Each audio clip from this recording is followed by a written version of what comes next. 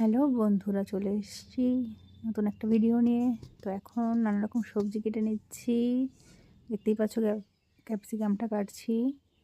তো ধীরে ধীরে সব সবজিগুলো কেটে নেব। এটা ছিল হচ্ছে তো এটার নামটা যেন কি বলে, এটাকে ঠিক মনে পড়ছে না। বেবি কর্ন, বেবি কর্ন কেটে নিচ্ছি। এবার একটু বটিতে বসবো, বটিতে বসে গাজরটাকে কেটে নেব, কারণ আমি ছুরি দিয়ে গাজরটা কাটতে পারি না, একদমই পারি না কাটতে।